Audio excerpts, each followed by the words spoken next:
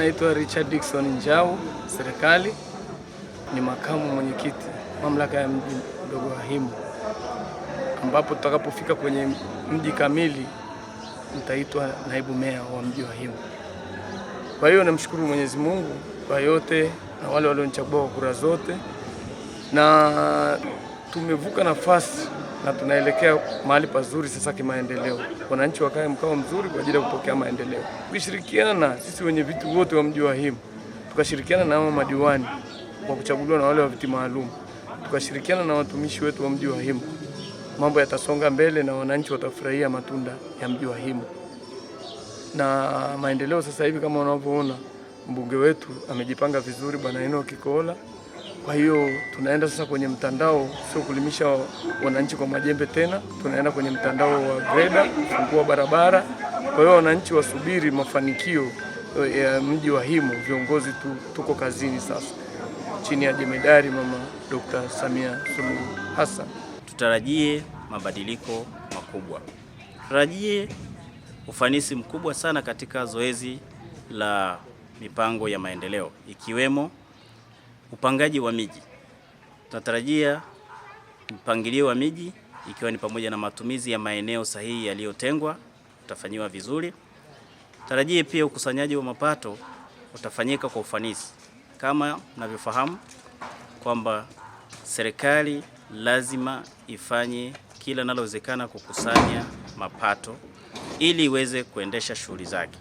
Kwa hiyo mamlaka ya mji mdogo Himo itakuwa mstari wa mbele katika ukusanyaji wa mapato. Mapato yote ya serikali, hata kama ni shilingi 100, lazima itakusanywa.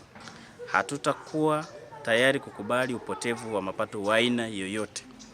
Lakini ukusanyaji huo utakuwa shirikishi. Tutajitahidi kwa kadri inavyowezekana kuendelea kuwaelewesha wananchi taratibu zile, na tunategemea wananchi wawe mstari wa mbele ili kuweza kukusanya mapato hayo bila bugudha yoyote.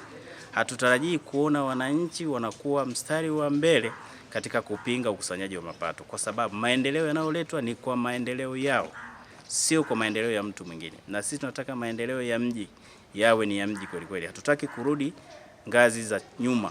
Tunataka tuonekane mji kweli kweli, ikiwa ni pamoja na mipango ya maendeleo, miradi kwenye ngazi za shule, vituo vya afya, barabara na miradi mingine ifanye vizuri. Kwa hiyo hilo tunawaahidi wananchi wasubiri, mafanikio yatakuja. Lakini pia tunategemea hapa kwetu tuna maeneo ya mabasi, vituo, tuna stendi za mabasi. Tunategemea maeneo hayo yatumike kwa usahihi. Hatutapenda tuone maeneo yale yaliyotengwa sahihi hayatumiki. Kwa hilo litafanywa kazi, na tunatarajia kuanzia tarehe 1 stendi ya njia panda, magari yote yanayobeba abiria wanaoelekea mikoani Tanga, Dar es Salaam, Morogoro, lakini pia naenda Mwanga, Same, eneo la njia panda watumie stendi ya njia panda na si eneo lingine katika kupakia na kushusha abiria. Sio eneo la barabarani ambayo inaharibu sura ya mji.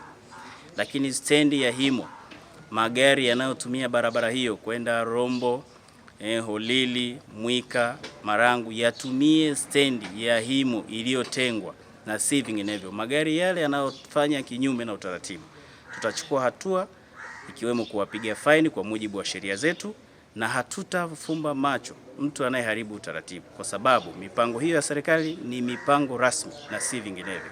Kuna wale wenye taratibu zao ambazo huwa wanakiuka sheria, wanafika mahali wanakuta hata kibao kimeandikwa usifanye hivi, lakini wanafanya. Sisi hatutawafumbia macho, tutachukua hatua.